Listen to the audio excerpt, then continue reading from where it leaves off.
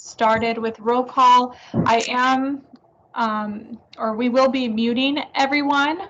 So just know that, as a reminder, these meetings are recorded. So we will be muting everyone just to allow for the meeting to flow and for us to get a clear sound in the recording. But know that when you would like to speak, and again, speaking to our Board of Governance members, but certainly to the public, when making public comments, feel free to unmute yourselves. Do we have a quorum? Tanya, you don't have a quorum yet.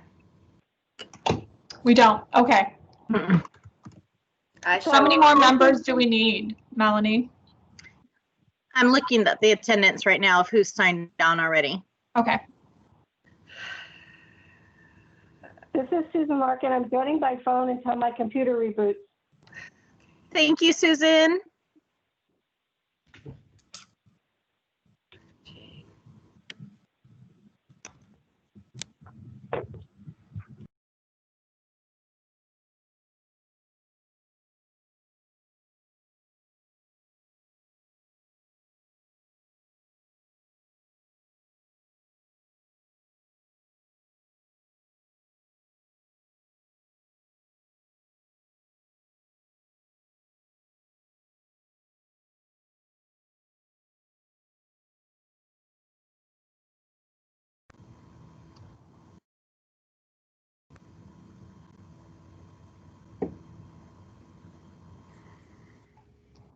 Melanie, just so you know, you're on mute.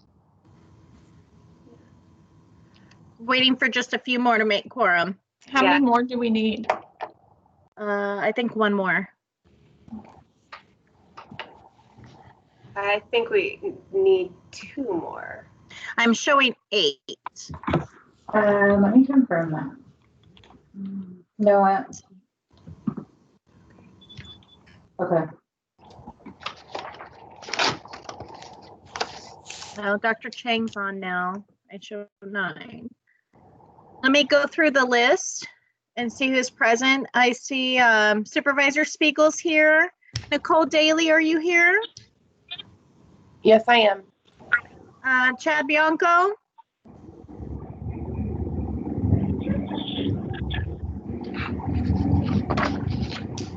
Sheriff Bianco, are you present yet?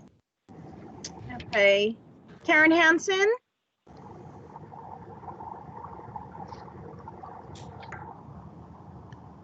I show Dr. Chang's here and Supervisor Spiegel's, Supervisor Jonathan's here.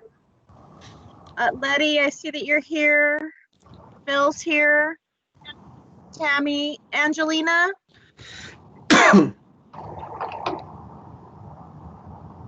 Angelina Co. Cordell. Yes, can you hear me? Yes, I can hear you, Cordell. Thank you. I'm here. Yes, I'm here. Thank you so much. Susan's on with us. Monique, are you here?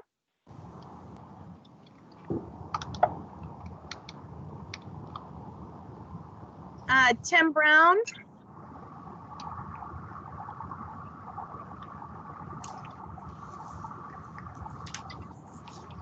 And I show Greg's here and Carrie's here. So we do have a quorum.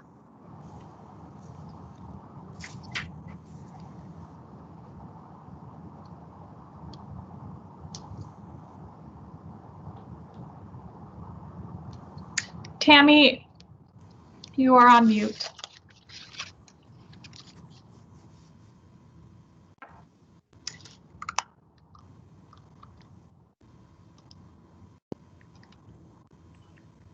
Can you hear me now? We can. You can? Yes. Okay, great. Okay. So thank you all for taking the time to be here at this special Board of Governance meeting for the Continuum of Care. As you know, our funding is moving swiftly, and so sometimes we have to make accommodations in order to maximize the use of funding as best we can. So really appreciate you all being here. With Melanie, Tiffany, is the roll call that we did acceptable? Yeah, that's sufficient. Okay, okay. So then we want to move on to public comment. Is there anyone that has requested to speak at this time? Okay. Moving on. So with this special meeting, we really have one agenda item, and then we will disband and then reopen in a closed session for one remaining agenda item. But this first, Tammy, yes. we did get some hands up Okay. from Jim Bolus and Hafsa. for Okay. public. Okay. Hafsa, would you like to speak? Yes, can you hear me, guys? Yes. Hi, I just have a very quick public comment. It is respective to the meeting and the topic at hand for the HAP 2. As you all know, we are a big 13 city with the city of Riverside, and so relevant to our HAP 2, I just wanted to provide some really good news in the partnership through the county. We, our Homeless and Housing Committee, I'm proud to say, did approve our HAP 2 funding recommendations last week. Councilmember Edwards chairs it, and as you all know, I'm the Officer of Homeless Solutions with the City of Riverside. So the city is going to be recommending to council and taking our recommendations next week on Tuesday. We are going to be taking items that are relevant to completing our bridge housing, our pallet shelter, and of course the Santa Ana River bottom, including youth funding. And I also want to thank the CoC on recommendations today. Really looking forward to it being approved, and especially the capacity building needed for youth funding along with the senior challenge. So just really wanted to say we have good news with the city that our recommendations went ahead and were approved by the Homeless and Housing Committee, and we are looking forward to it being approved by the council on the 19th. And thank you so much. Okay, thank you. And the second speaker, I'm sorry, was it Mark? Jim Bolus. Oh, Jim Bolus. I apologize for that. Jim, would you like to speak? Yeah, thank you. So thank you to the BOG for allowing me to speak. My name is Jim Bolus, and I'm a youth homelessness expert and consultant with Engaged Community Consulting and chair the Coachella Valley Coalition on Youth Homelessness. I also sit on the Youth Advisory Committee, and I basically bring 34 years of training, policy research, and management experience in the area of youth homelessness. So I'm really excited to comment about the HAP Round 2 application plans that you're going to be speaking about. Of course, my primary interest is the youth set-aside. So seeing as the CoC is focused on veterans and elderly in the past, I'm hoping that this youth set-aside is a first step towards meeting a grand challenge to create a strategic plan in order to create housing and supplemental resources to combat youth homelessness. So this is also will also bring Riverside into a functional community of other CoCs and national movements that are focusing their aim on fighting youth homelessness. And we know for decades, California has struggled with effectively impacting youth homelessness because there hasn't been a comprehensive statewide plan to address it. So instead, it's been left up to the cities, counties, or regions, mostly using federal funding through the Runaway Homeless Youth Act and whatever piecemeal funding they can gather through donations, foundations, and the statewide 8% set aside. So the creation and potential funding of a position like this that you've mentioned in the youth coordinating position in the plan could strengthen an appropriate focus on the intersectionality of youth homelessness in Riverside and the Inland Empire that is continually growing.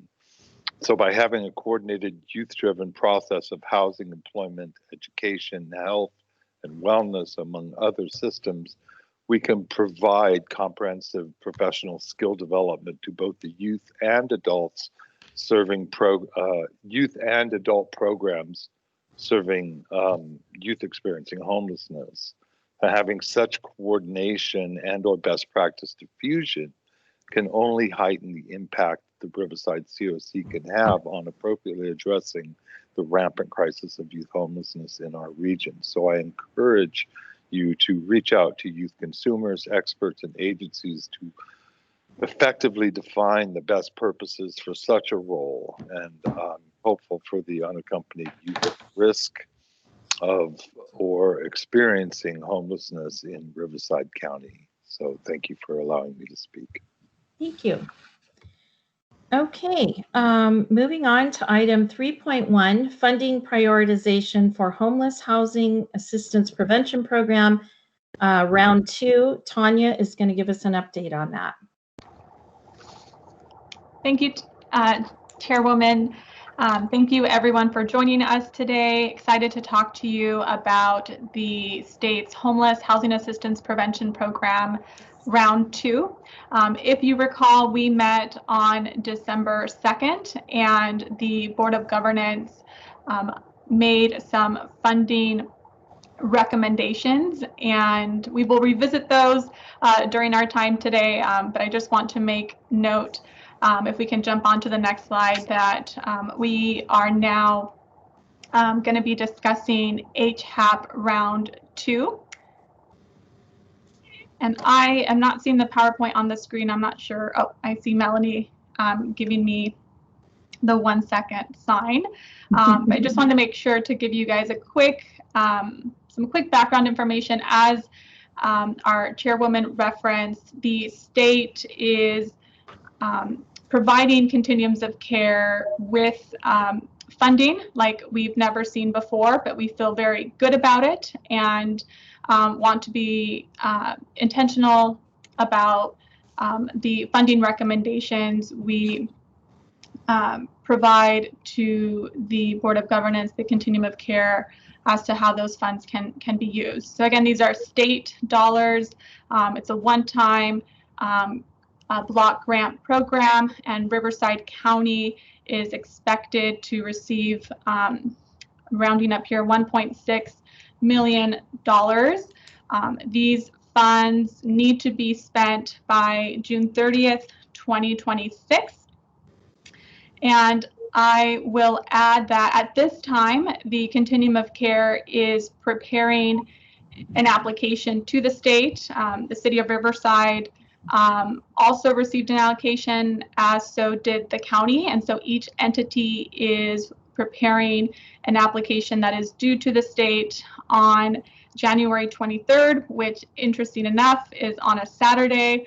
I'll be honest, I appreciate that the state rolled it into a weekend, so we kind of have that extra day to work on that. We can jump on to the next slide.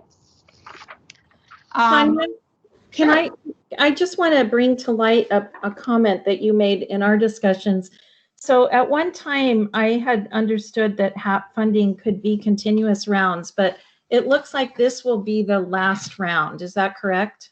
That is correct, and I appreciate you making that note.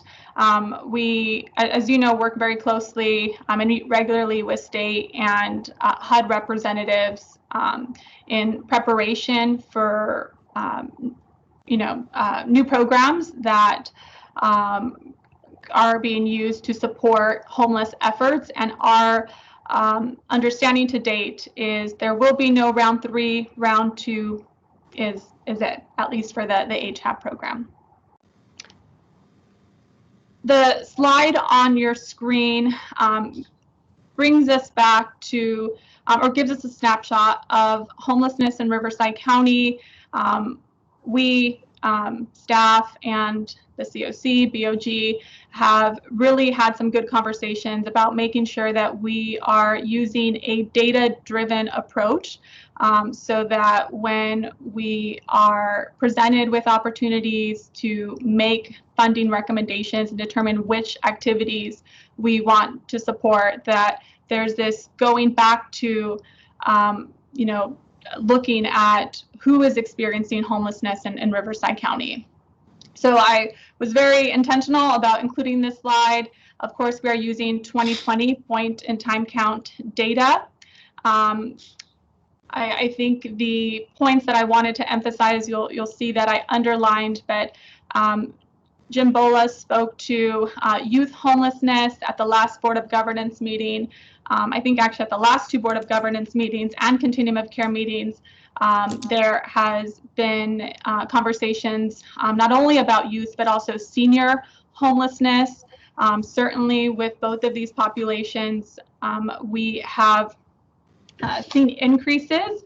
Just looking at our 2019 and 2020 point in time count data.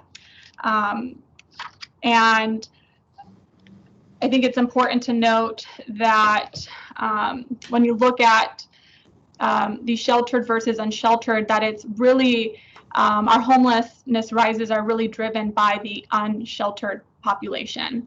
I think all populations here are notable, families with children, as well as veterans and chronically homeless individuals. We also included a table that provides information about live data, as we like to call it, from our coordinated entry system by name list. Again, this is a list that our Riverside University Health System Behavioral Health, who is our CES lead agency, provides to the continuum of care on a monthly basis. So these stats here are from December and provide you with a snapshot of those that are on that by name list. And again, these are individuals that have connected with street outreach and have been added to this list. A vast majority at 248 require permanent supportive housing, and 108 require rapid rehousing. This is important because as again, the distinct differences here in the types of housing are that rapid rehousing is generally provides a short to long-term rental assistance, usually 1 to 12 months of rental assistance. And the case manager that is assigned to that client is working with them together to help them reach a fancy term that we call self-sufficiency, so that by the completion of the 12th month and at the 13th month, the client, the household, is paying 100% of their rent. For permanent supportive housing, that is similar to a voucher, so to speak, but in addition to the rental assistance, ensures that that client is receiving regular, continuous, intensive supportive services to be able to be successful in housing. Next slide.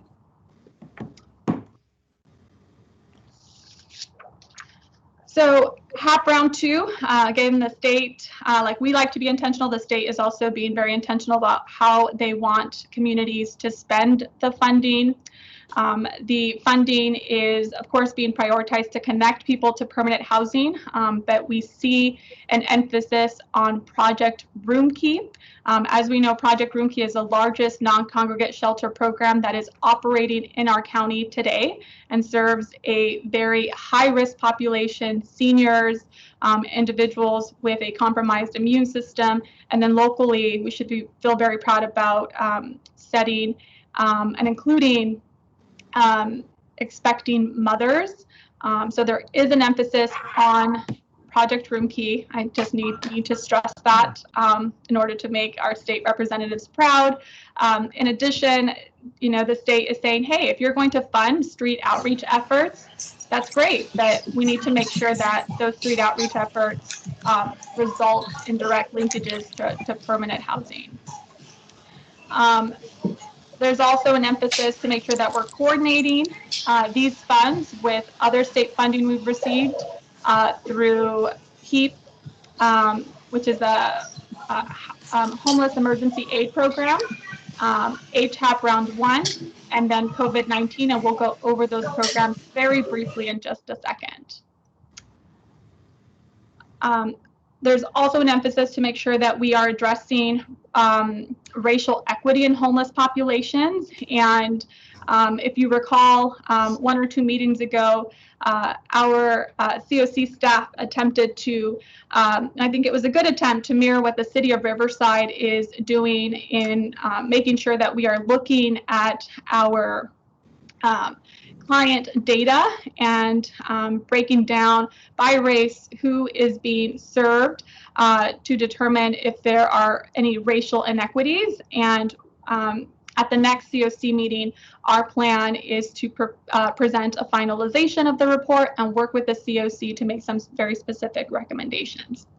The others, which are as important, making sure that we are involving people with lived experience in the conversation, and which certainly echo Jim's comments earlier, and that we are housing first compliant. Again, that's making sure that we are not setting barriers that may interfere or limit the amount of people that can enter housing.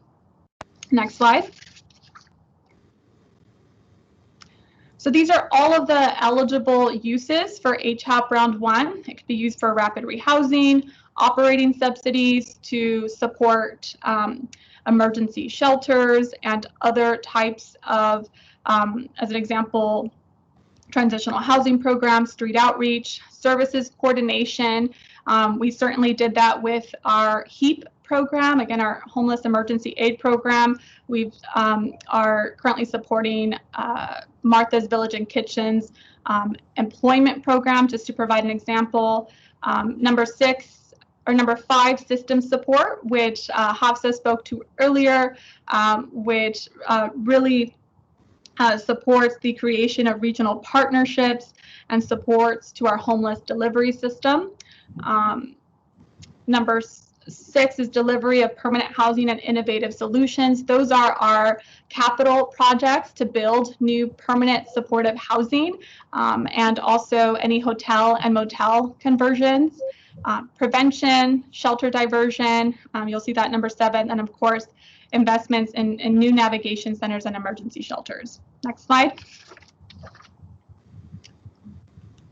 So we wanted to make sure that we provided you with some information on the investments that we have already made as a continuum of care. Again, the state is strongly encouraging and was purposeful about saying, coordinate this funding with HEAP, the COVID-19 funding that we received when the pandemic started, and then HAP Round 1, which we just awarded again on December 2nd. So we included each of the funding amounts and broke them down by categories, which you see on your screen. You'll see that we also included the ESG CV1 and ESG CV2. I'll tell you what ESG stands for. That is the Emergency Solutions Grant Program. And the Continuum of Care, we and staff just released an RFP for ESG CV1. We're pretty close to preparing funding recommendations that will go before the Board of Governance, but we're not quite ready yet. We're shooting for February, our February meeting to do that. But you'll see that when the CoC submitted its application last year, they basically broke down the total amount evenly across the different ESG eligible activities. ESG CV2, that's an important one to know. Why? Because it's $31 million. And know that I think what I would say with ESG CV2 is that staff is planning to bring this program, provide an update to the Board of Governance on this program during its February meeting. But at least for now, I just wanted to make sure to note like what priorities are currently being set. ESG CV2 funds are a bit different in that the money is going to the county, the administrative entity, but the state is saying we want you to collaborate and coordinate with your CoC. Tanya, can I just clarify, is this funding over the last 2 funding cycles then, the last 2 years?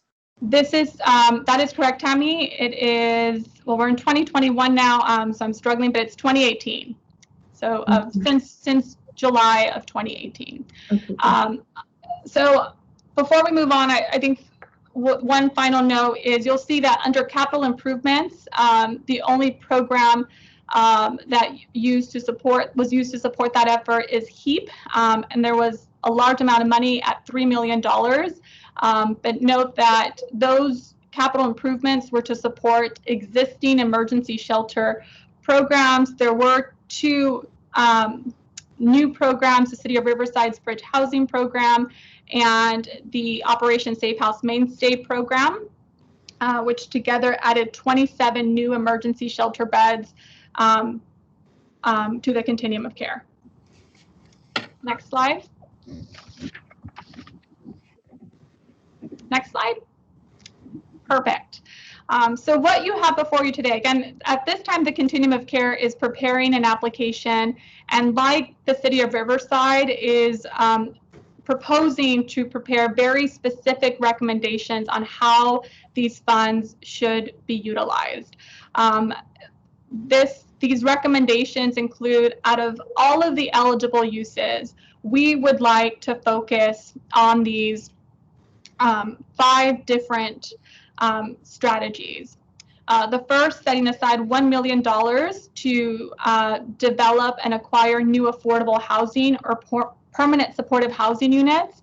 From the slides you've seen before and the information I presented, you know that this is new. We've never done this before to this extent, but we feel it is a good move in the right direction because, again, we have a lot of people on our by name list today who need permanent supportive housing, and we have a large number of chronically homeless individuals, right, at 591 who were identified during our point in time count that would be eligible for this service.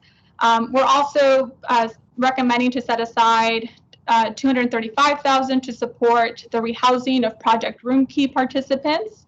And then the other amounts, you'll see what's 5% or $78,000 set aside to for system support to support our efforts for senior homelessness. And then you have the set aside for youth homelessness or funding a youth coordinator at $125,000. There's also the 7% cap for admin. And again, when you add these all together, you arrive at our $1.6 million allocation. One final note, the 8% set aside for youth and the 7% set aside for admin are set, right, and mandated by the state. So the recommended motion before you is to go back to the other slide, is to approve HHPWS, the CoC lead agency, to submit the HHAP Round 2 application for the eligible activities listed below. What I will say again is for HHAP Round 1, the board decided just to basically distribute the funding available across all eligible uses. I want to be transparent, that is an option here.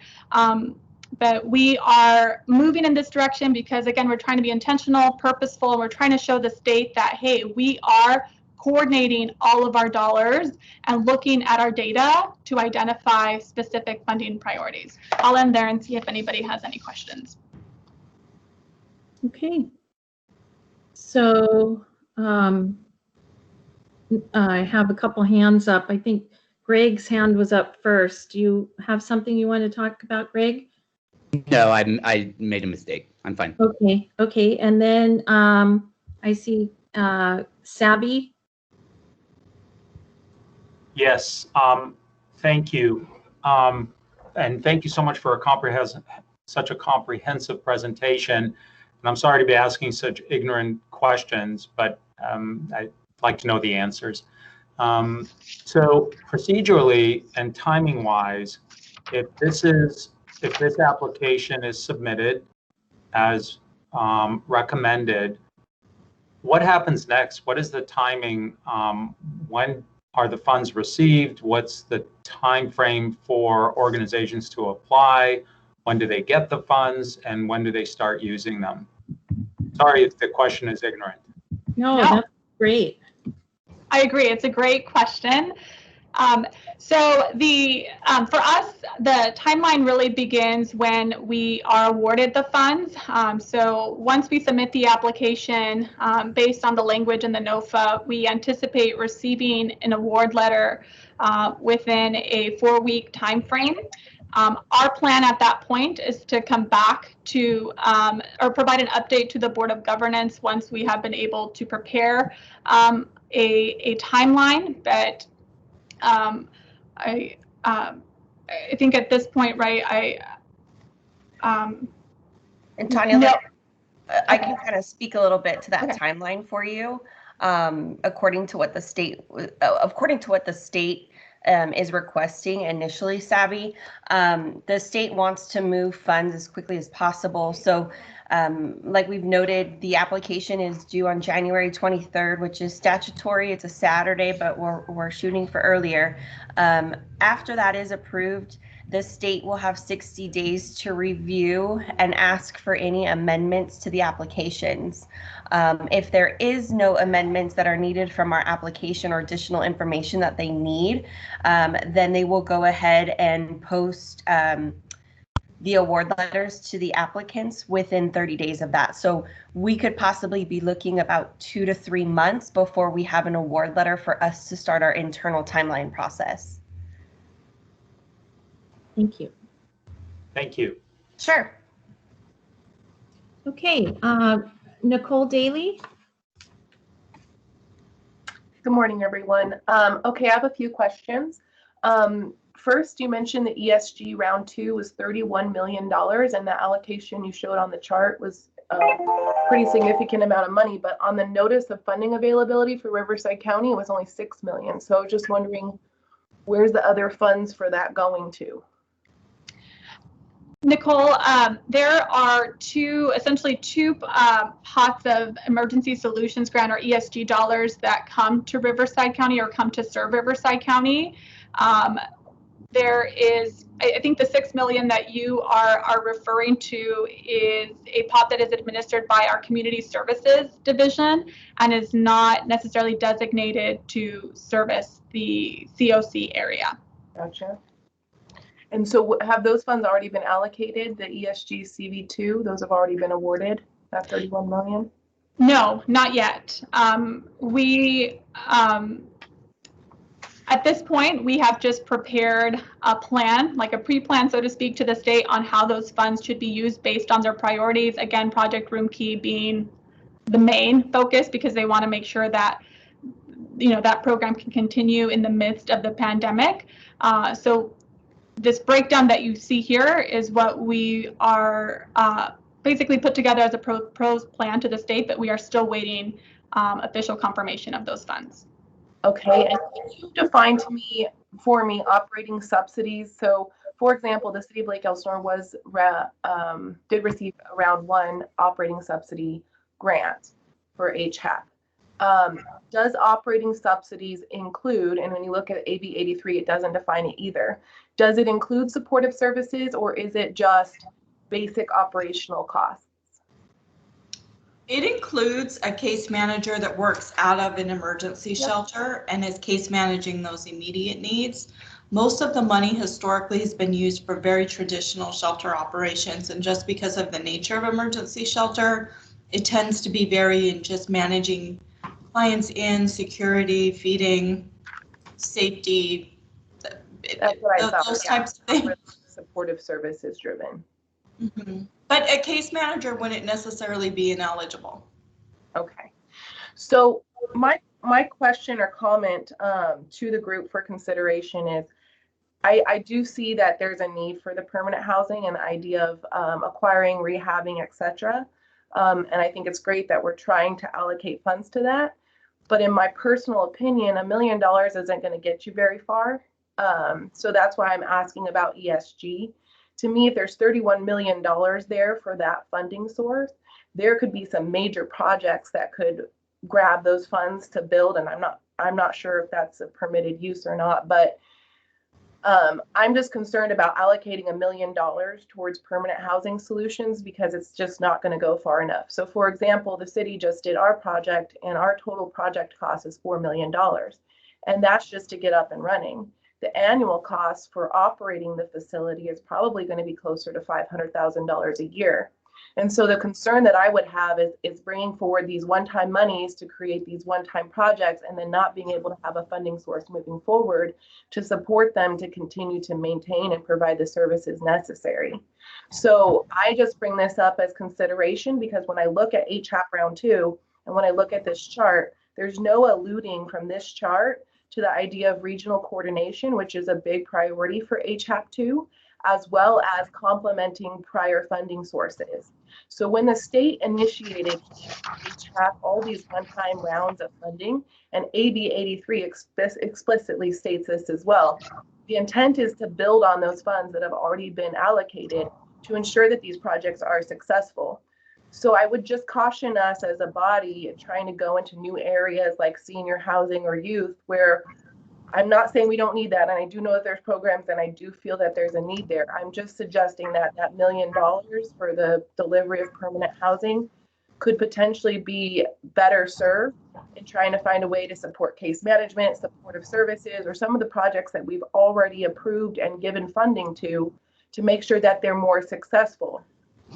And again, I'm saying this from my personal experience in getting these one-time sources, because my fear again would be that some people may apply for these funds and then not be able to continue to provide all the other costs associated with that new housing solution.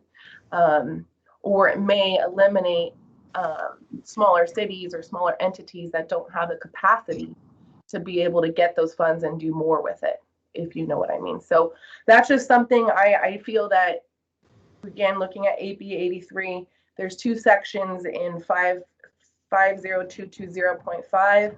If you look at B1 and B4, they both refer to that idea of regional coordination, as well as referring back to complementing all previous funds and building on the other one-time funds. So, so that's just something I want to point out, because when I look at this, it doesn't allude to those two factors. Nicole, I just want to and I think those are great things and need to be discussed, among the BOG members, but I just want to go on record that case management independently is not eligible under ESG. It's usually woven into a more like shelter operator capacity, and it's very light case management. So I just don't want to provide you with incorrect information. But I think your points are relevant, and I'll yeah, if I can add, I agree, those are great points. I just want to make sure if we can go back to the table, what I should have done is included dates for each of these projects. Melanie, if you can go to the table that shows all the different programs. It's important to note that the ESG funds have to be spent by June 2022. So we only have essentially a year and a half to spend down those funds. As we know with development projects, we are, with HAP round 2, our thought was, hey, there's money coming from Home Key. We have No Place Like Home, and other affordable housing programs that are building new infrastructure, building new housing units. And we often hear people say, right, like there's not enough housing units. We can give rental assistance all day, but if we don't have units, there's no use. But I think just to make a note, in our planning, we thought about that. We also thought about there's an immediate need right now to help people, and the ESG dollars can be used to support emergency shelter operations in addition to the supportive service dollars. With HAP, keep in mind that partnering with a developer could essentially allow us to set aside a specific number of units that could be used over time for individuals who are referred from our coordinated entry system by name list. In mirroring what other public housing agencies have done, certainly our own, they have been able to, by supporting development projects, set aside, units that are over a course of 35 to 55 years. I'll say this quickly and then I'll end, is that investing in rental assistance or rapid rehousing, that short-term rental assistance is good, but remember, you only pay for 12 months of rental assistance, right, the conversation always happens like, what happens after that? So just for clarification, so Carrie, you said that ESG does not allow for case management, or HAP? You said ESG, but to be sure. I'm looking for Tanya. Yeah, no, she's the one who alerted me that, you know, I needed to clarify that. And I'm a little rusty on that. When I was like on the ground doing outreach and emergency shelter services, that kind of case management was a light case management that probably wasn't your traditional 20 to 30 per case manager, but you know, woven into traditional shelter operations. And I was speaking from ESG. And so one of the things that I would say is that if this goes back to, again, if ESG can't be used for case management or supportive services, that's what makes HAP more appealing for something like that. Because I'll go back to your comment, Tanya, on rapid rehousing. In my experience, the challenge is it's super expensive to provide the supportive services to get those people into the housing, right? To actually case management them into substance abuse recovery or mental health treatment, and then getting them back out, and then trying to find them that permanent housing option and keeping them engaged throughout that process, right? So I'm just specifying that, again, $1 million isn't going to get us many units. That's just reality. It really isn't. But under that line item, there's the potential that you could say case management supportive services, and that could be a clarification from the state. But again, that allows, and I don't want to speak for other members on here who obviously probably have more experience, but again, that case management, that actually getting those individuals into all of those stages is extremely expensive.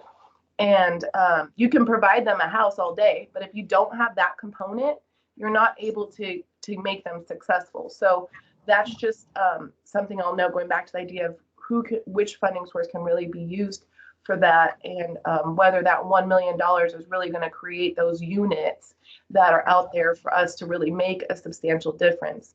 Like I said, we have 14 units. Just the rehabilitation was $1 million. So yeah, the short time frame of June 2022 seems unrealistic or not possible, but it is, because CoC was a 6-month time frame. We had to buy, rehab, and open with less than 6 months. We were awarded the funds in September. So if we notified people far in advance and told them that this was coming, they could start to look for properties, enter into some type of acquisition process, and be able to open and use those funds by that deadline.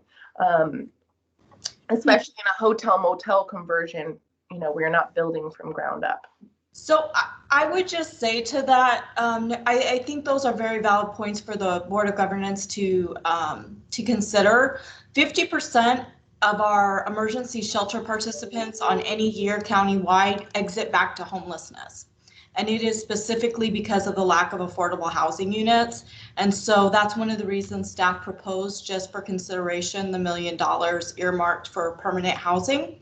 The other thing we should know at our local level is that one of the reasons why we're seeing, and part of it's funding, but part of the frustration at the state level is that HAP did not get the unit creation that the governor was hoping for.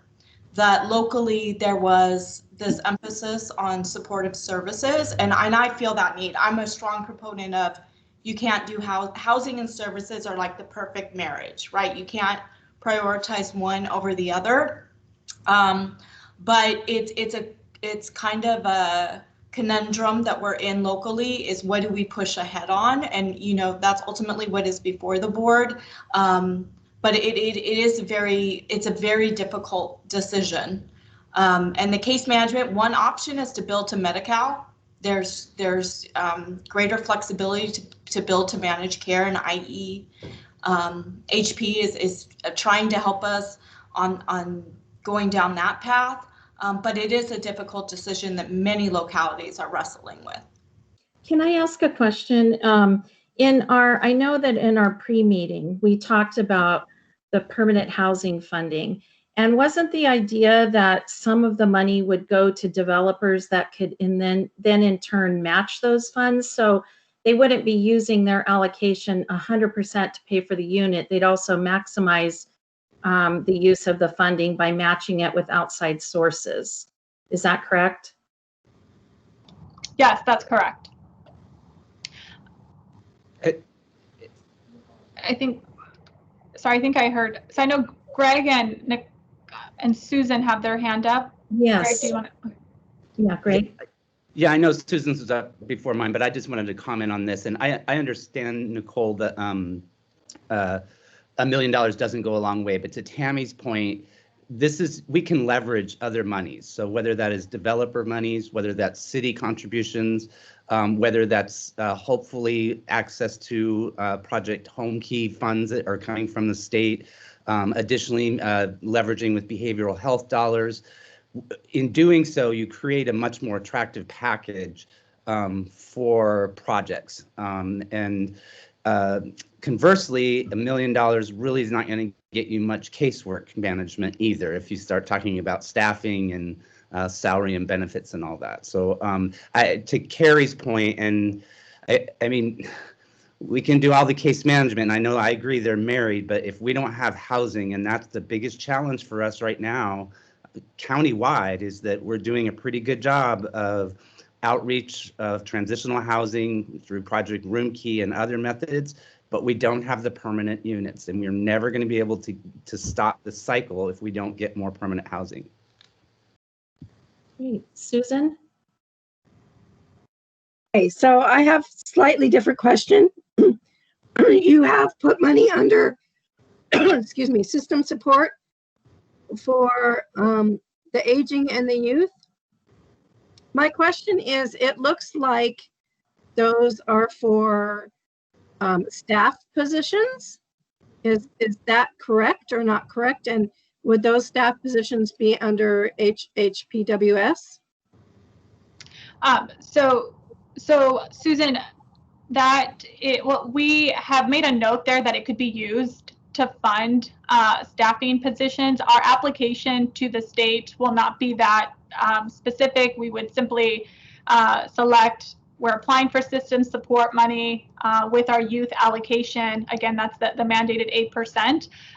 And once awarded, we would come back to the Board of Governance and then make a more have a more specific conversation about the RFP and any like specific activities that we would want to fund. So I know I included that on the screen. In general, that these are youth capacity funds, but the idea, right, there was an idea of like, do we want to fund like a youth coordinator position? But certainly like those specifics can be kind of hammered out once the funds are brought down from the state. Good question.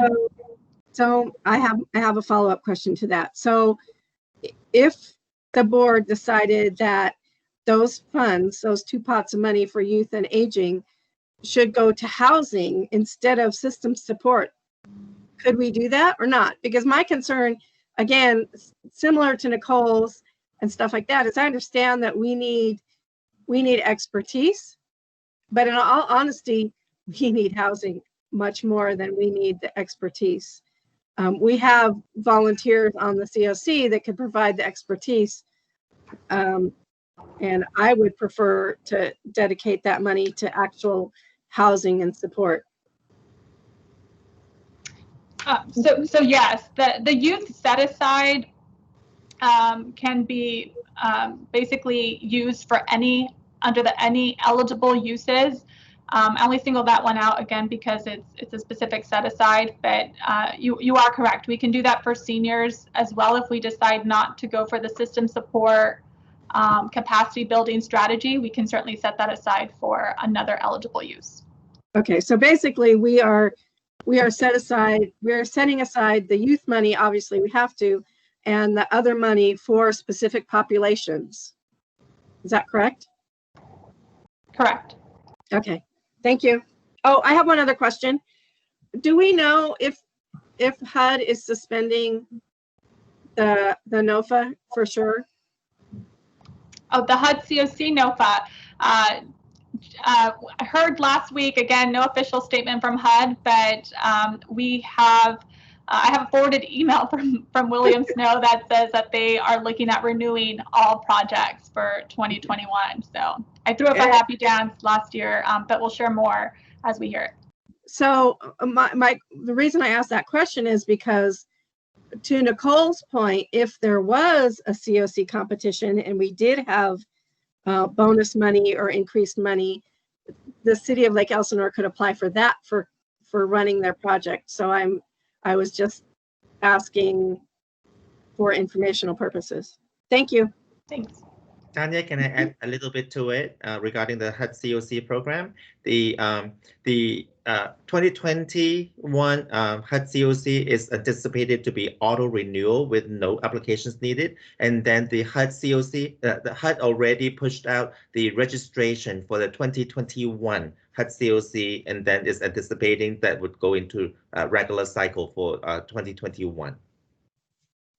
Okay, thank you. Okay, so public comments. Michelle Davis, did you have a comment? Yeah, just a quick follow-up to the delivery of permanent housing. I just want to support the county's efforts in the CoC for trying to move those resources forward. There's a lot of affordable housing programs, funding resources that are available, such as our federal home programs. I know the county gets a direct allocation, the city gets a direct allocation, and there's some other cities that do receive those funds. We also have the direct allocation of our permanent local housing allocation. And like Greg said earlier, the No Place Like Home funding through behavioral health that we can match and underwrite our projects in a way that we can ensure that the operations are able to cover the supportive services piece. So as long as we can put more funding on the front end, we can have enough on the cash flow on the back end to ensure that we're able to support those projects. So we fully support this effort, and we thank you guys for moving this forward. Thank you. Okay, seeing no other public comments, then can we get a motion to approve the recommended motion?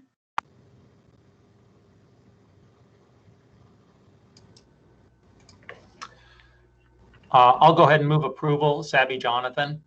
Okay. This is Letty. I'll second. Okay. Any further discussion?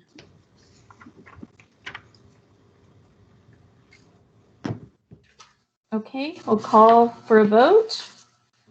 Sorry, I need to get my.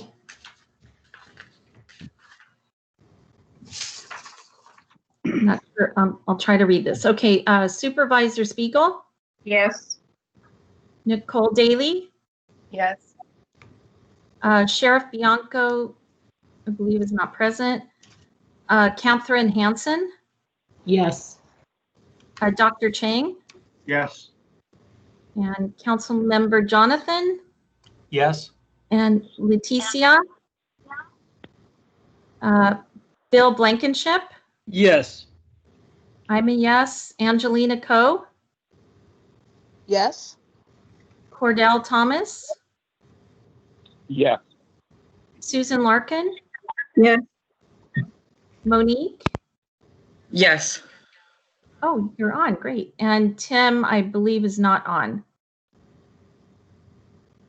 Okay, the motion passes. Thank you very much for that. Really good discussion, things that we need to think about. I love us looking at the deeper level and trying to analyze how we can best use the funding in the way that benefits the county the most. So thank you for all that discussion. It was great. So with that, this segment of the BOG meeting will conclude. The next regularly scheduled meeting will be on February 18th from 9 a.m. to 11 a.m. And again, it will take place on the internet. So stay tuned for that. And so we will dismiss all but the BOG members, which will stay on for a closed session. Right. Actually, Tammy, Melanie, correct me if I'm wrong, but is there a different dial-in for the closed session? There is. There's a separate link that was sent out to the BOG for the closed session. Thank you for clarifying that. Yeah, and board members, just so you know, we're going to go into closed session as indicated on the agenda to talk about the audit by the California State Auditor's Office. I recognize we're now coming up on a time crunch. I'm hopeful that discussion won't take more than a half hour, and I hope that we can still have a quorum of the board members log on now. Thank you. Okay, thank you very much. And BOG members, we'll see you in a second.